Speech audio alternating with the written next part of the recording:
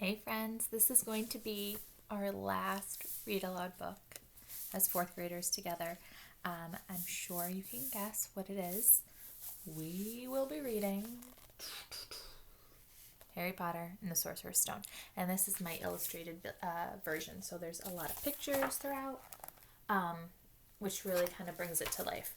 So, a lot of times when I read this, friends are like, that's not what it looks like in the movie. Remember, this is an illustrator, Jim Kay, and it's his take on it. So it's kind of cool to see how he envisions them looking, even though it is very similar to the movie. But it's beautiful, and I love reading it. So read aloud might be a little longer because it's a big book and we need to get through it.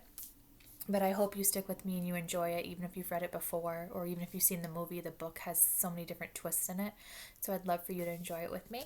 And hopefully we can figure something out about celebrating it like I usually do in the classroom. So we'll see.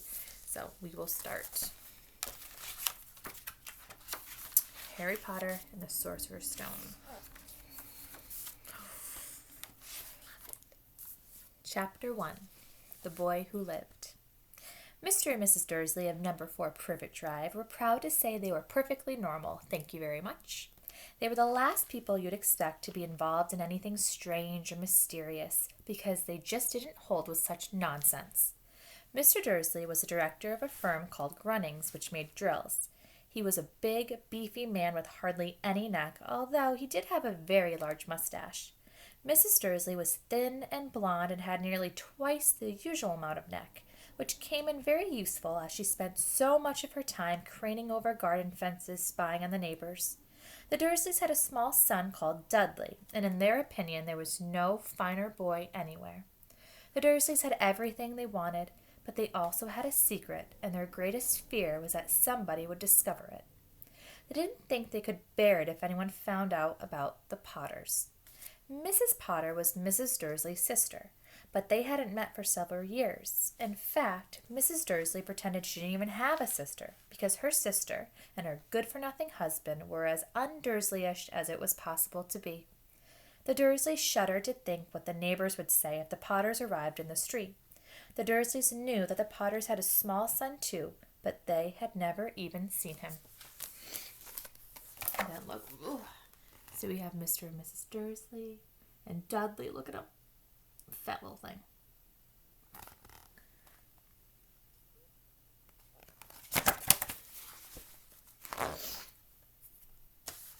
This boy was another good reason for keeping the Potters away. They didn't want Dudley mixing with a child like that. When Mr. and Mrs. Dursley woke up on the dull gray Tuesday, our story starts. There was nothing about the cloudy sky outside to suggest that strange and mysterious things would soon be happening all over the country. Mr. Dursley hummed as he picked out his most boring tie for work, and Mrs. Dursley gossiped away happily as she wrestled a screaming Dudley into his high chair. None of them noticed a large tawny owl flutter past the window. At 8:30, Mr. Dursley picked up his briefcase, pecked Mrs. Dursley on the cheek, and tried to kiss Dudley goodbye, but missed because Dudley was now having a tantrum and throwing his cereal at the walls. "Little tyke," chortled Mr. Dursley as he left the house. He got into his car and backed out of number 4's drive. It was on the corner of the street that he noticed the first sign of something peculiar. A cat reading a map. For a second, Mr. Dursley didn't realize what he had seen. Then he jerked his head around to look again. There was a tabby cat standing on the corner of Privet Drive, but there wasn't a map in sight. What could he have been thinking of? It must have been a trick of the light. Mr. Dursley blinked and stared at the cat. It stared back. As Mr. Dursley drove around the corner and up the road, he watched the cat in his mirror. It was now reading the sign that said Privet Drive. No, it was looking at the sign. Cats couldn't read maps or signs. Mr. Dursley gave himself a little shake and put the cat out of his mind. As he drove towards town, he thought of nothing except a large order of drills he was hoping to get that day. We got, see if I can, the cat reading a map. But on the edge of town, drills were driven out of his mind by something else. As he sat in the usual morning traffic jam, he couldn't help noticing that there seemed to be a lot of strangely dressed people about. People in cloaks. Mr. Dursley couldn't bear people who dressed in funny clothes, the get-ups you saw in these young kids. He supposed this was some stupid new fashion. He drummed his fingers on the steering wheel, and his eyes fell on a huddle of these weirdos standing quite close by. They were whispering excitedly together. Mr. Dursley was enraged to see that a couple of them weren't young at all. Why, that man had to be older than he was, and wearing an emerald green cloak. The nerve of him! But then it struck Mr. Dursley that this was probably some silly stunt. These people were obviously collecting for something. Yes, that would be it. The traffic moved on, and a few minutes later Mr. Dursley arrived in the Grunnings' car park, his mind back on his drills. Mr. Dursley always sat with his back to the window in his office on the 9th floor. If he hadn't, he might have found it harder to concentrate on drills that morning. He didn't see the owls swooping past in broad daylight, though people down in the street did. They pointed and gazed open-mouthed as owl after owl sped overhead. Most of them had never seen an owl even at night-time. Mr. Dursley, however, had a perfectly normal, owl-free morning. He yelled at 5 different people, he made several important telephone calls, and he shouted a bit more. He was in a very good mood until lunchtime, when he thought he'd stretch his legs and walk across the road to buy himself a bun from the baker's. He'd forgotten all about the people in cloaks until he passed a group of them next to the baker's. He eyed them angrily as he passed. He didn't know why, but they made him uneasy. This lot were whispering excitedly too, and he couldn't see a single collecting tin. It was on his way back past them, clutching a large doughnut in a bag, that he caught a few words of what they were saying. "The Potters, that's right. That's what I heard. Yes, their son Harry." Mr. Dursley stopped dead. Fear flooded him. He looked back at the whisperers as if wanting to say something, but he thought better of it. He dashed back across the road, hurried up to his office, snapped at his secretary to not disturb him, seized his telephone, and almost finished dialing his home number when he changed his mind. He put the receiver back down and stroked his mustache, thinking. No, he was being stupid. Potter wasn't such an unusual name. He was sure there were lots of people called Potter who had a son called Harry. Come to think of it, he wasn't even sure his nephew was called Harry. He'd never even seen the boy. It might have been Harvey or Harold.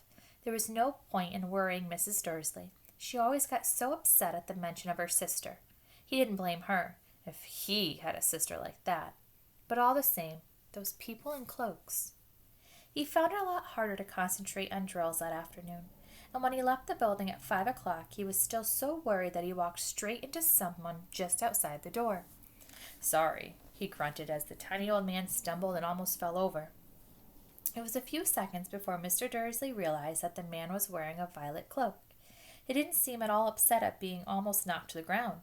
On the contrary, his face split into a wide smile, and he said in a squeaky voice that made passerbyers stare, "Don't be sorry, my dear sir, for nothing could upset me today. Rejoice, for you know who has gone at last. Even muggles like yourself should be celebrating this happy, happy day."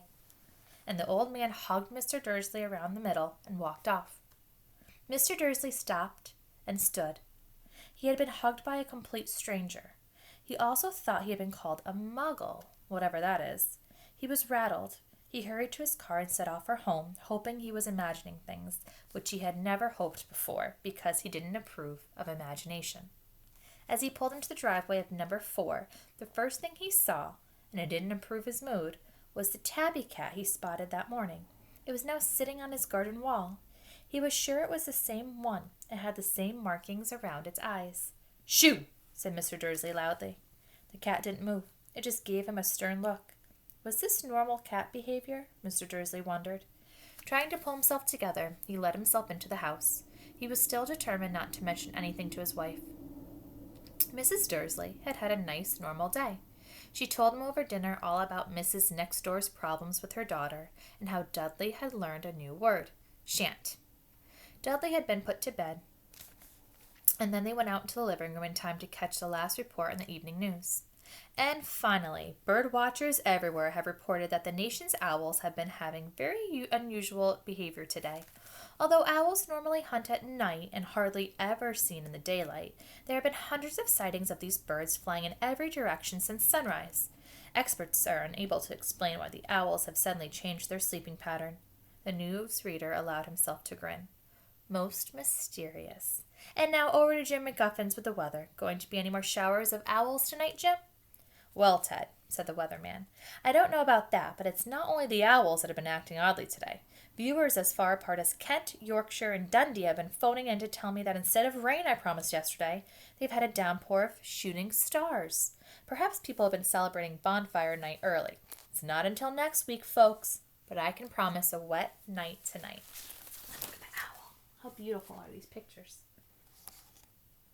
I love them. They're like watercolors. They're really pretty. Mr. Dursley sat frozen in his armchair. Shooting stars all over Britain, owls flying by daylight, mysterious people in cloaks all over the place, and a whisper about the Potters. Mrs. Dursley came into the living room carrying 2 cups of tea. It was no good. He'd have to say something to her.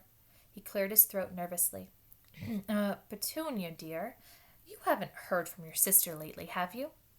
As he had expected, Mrs. Dursley looked shocked and angry. After all, they normally pretended she didn't have a sister. No, she said sharply. Why? Funny stuff on the news, Mr. Dursley mumbled. Owls, shooting stars, and there were a lot of funny-looking people in public today. So, snapped Mrs. Dursley. Well, I thought maybe it was something to do with, her lot.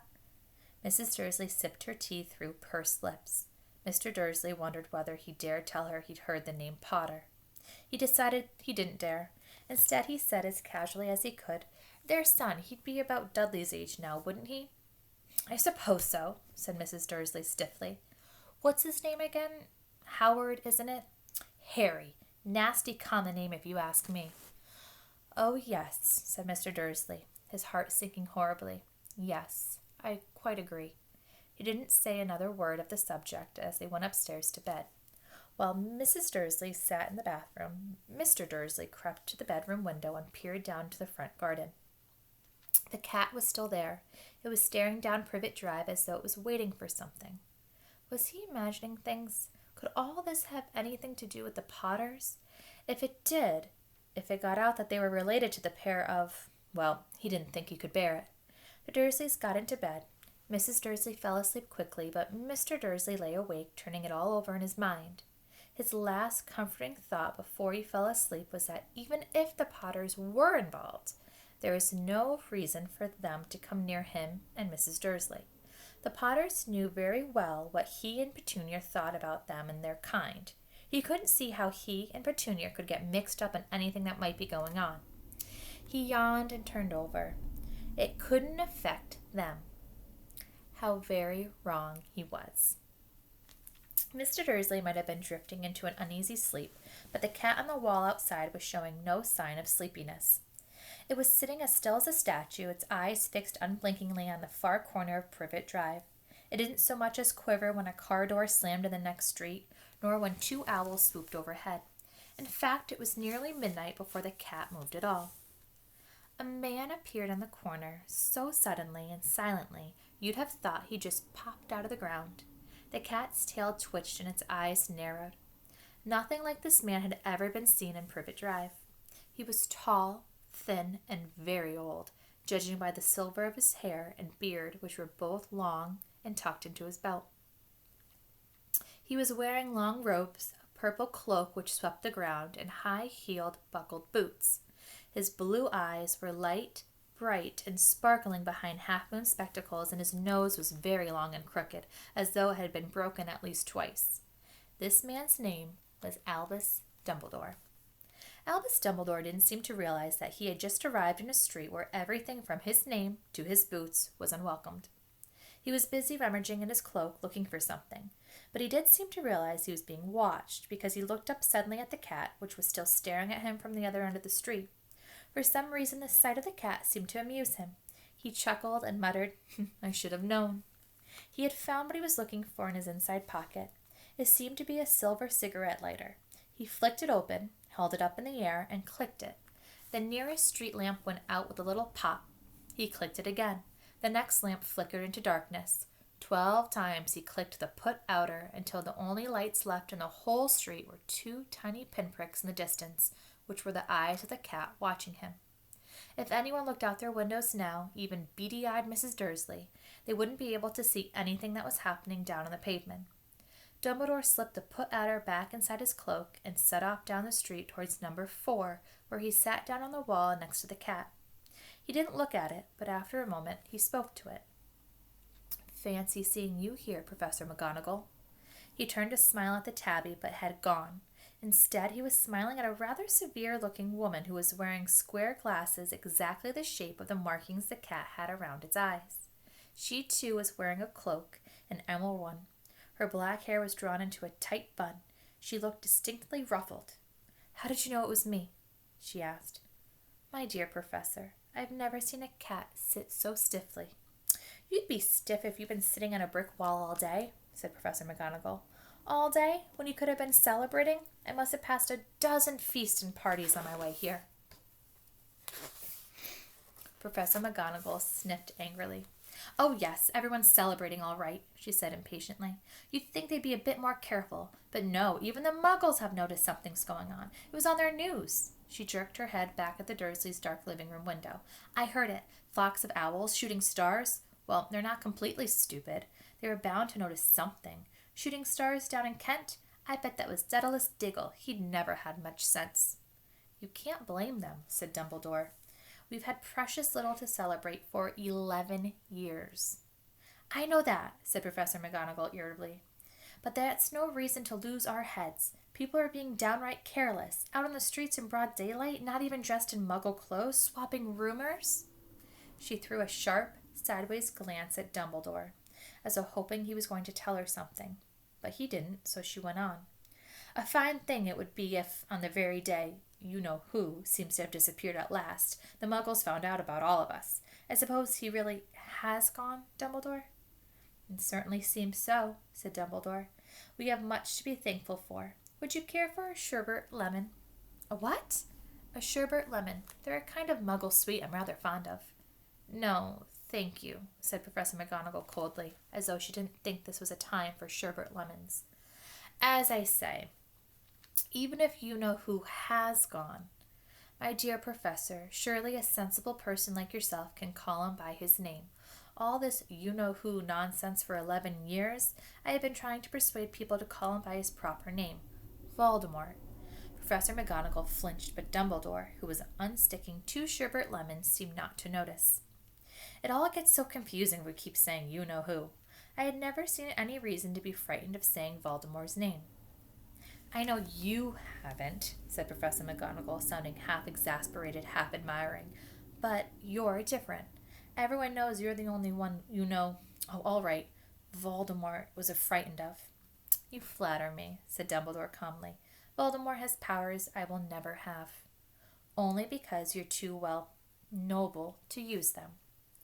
"It's lucky it's dark. I haven't blushed so much since Madame Pomfrey told me she liked my new earmuffs." Professor McGonagall shot a sharp look at Dumbledore and said, "The owls are nothing to the rumors that are flying around.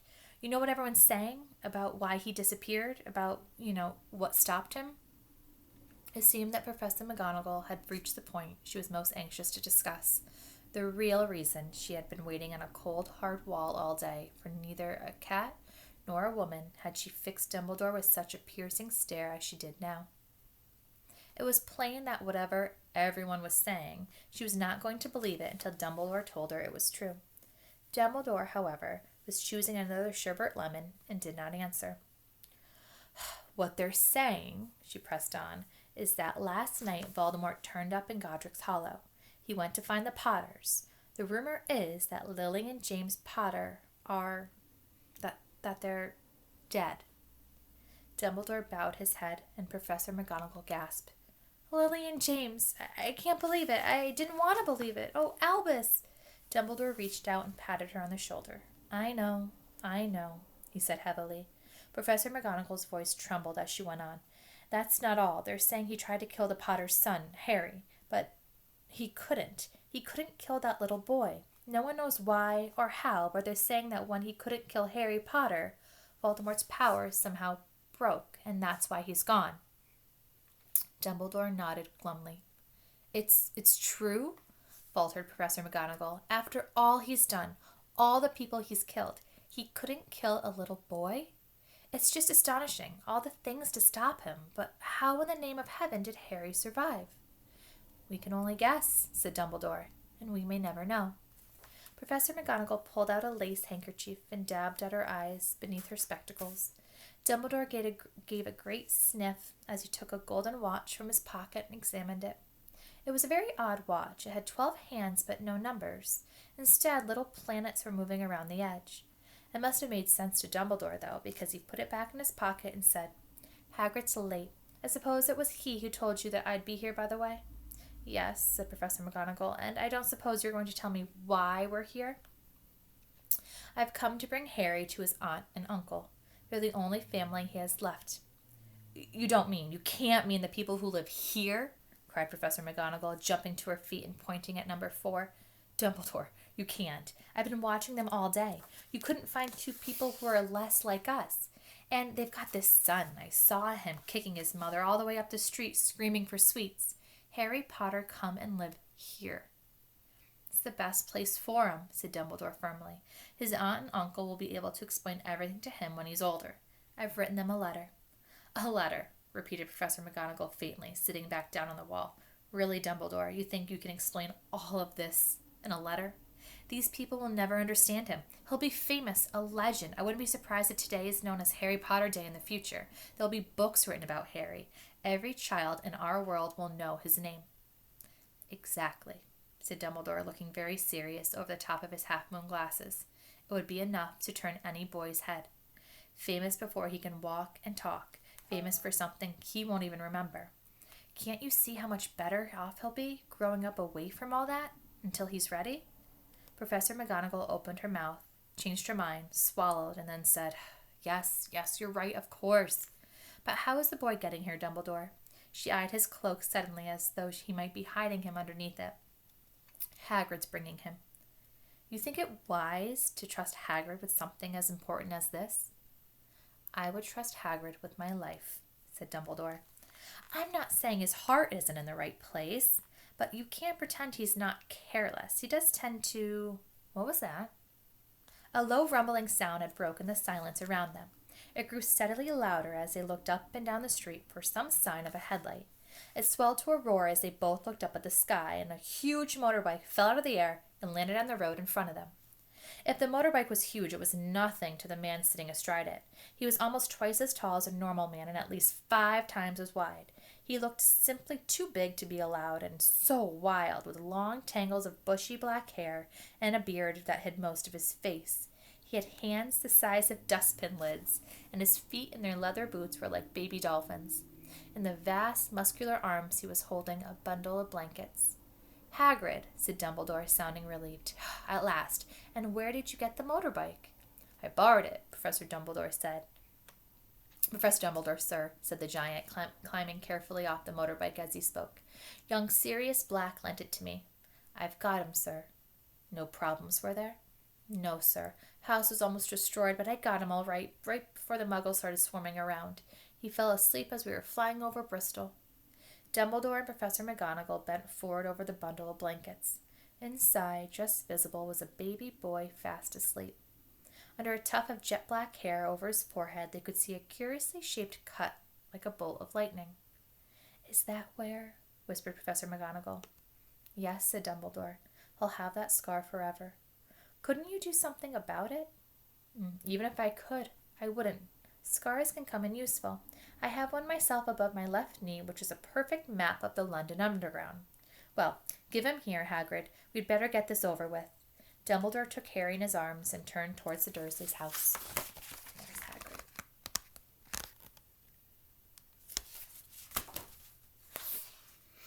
Could I say goodbye to him?" asked Hagrid. He bent his great shaggy head over Harry and gave him what must have been a very scratchy, whiskery kiss. Then suddenly Hagrid let out a howl like a wounded dog. "Shh!" hissed Professor McGonagall. "You'll wake the muggles." Sorry," sobbed Hagrid, taking out a large spotted handkerchief and burying his face in it. "But I can't stand it. Lily and James dead, and poor little Harry off to live with muggles." Yes, it's all very sad, but get a grip on yourself, Hagrid, or we'll be found." Professor McGonagall whispered, patting Hagrid gingerly on the arm of Dumbledore as Dumbledore stepped over the low garden wall and walked to the front door. He laid Harry gently on the doorstep, took a letter out of his cloak, tucked it inside Harry's blankets, and then came back to the other two. For a full minute the three of them stood and looked at the little bundle. Hagrid's shoulders shook. Professor McGonagall blinked furiously, and the twinkling light that usually shone from Dumbledore's eye seemed to have gone out. "Well," said Dumbledore finally, "that's that. We've got no business staying here. We may as well go and join the celebrations." "Yeah," said Hagrid in a very muffled voice. "I'll best get the bag back. Anyway, good night, Professor McGonagall. Professor Dumbledore, sir." Wiping his streaming eyes on his jacket sleeve, Hagrid swung himself onto the motorbike and kicked the engine into life. With a roar, it rose into the air and off into the night. "I shall see you soon, I expect, Professor McGonagall," said Dumbledore, nodding to her. Professor McGonagall blew her nose in reply. Dumbledore turned and walked back down the street. On the corner he stopped and took out the silver put-outer. He clicked it once, and 12 balls of light sped back to their street lamps so that Privet Drive glowed suddenly orange, and could make out a tabby cat slinking around the corner on the other end of the street. He could just see the bundle of blankets on the step of number 4. "Good luck, Harry," he murmured. He turned on his heel, and with a swish of his cloak, he was gone. A breeze ruffled the neat hedges of Privet Drive, which lay silent and tidy under the inky sky, the very last place you would expect astonishing things to happen. Harry Potter rolled over inside his blankets without waking up. One small hand closed on the letter beside him, and as he slept on, not knowing he was special, not knowing he was famous, not knowing he'd be woken in a few hours' time by Mrs. Dursley's scream as she opened the front door to put out the milk bottles, nor that he would expect the next few weeks that he'd be prodded and pinched by his cousin Dudley. He couldn't know that at this very moment people meeting in secret all over the country were holding up their glasses and saying in hushed voices, "To Harry Potter, the boy who lived." So there's chapter 1. We're going to stop there for today. I have it planned out that hopefully we can get through like 12 pages a day. That was 12 pages. And we'll be able to finish it. So we'll be reading The Vanishing Glass tomorrow.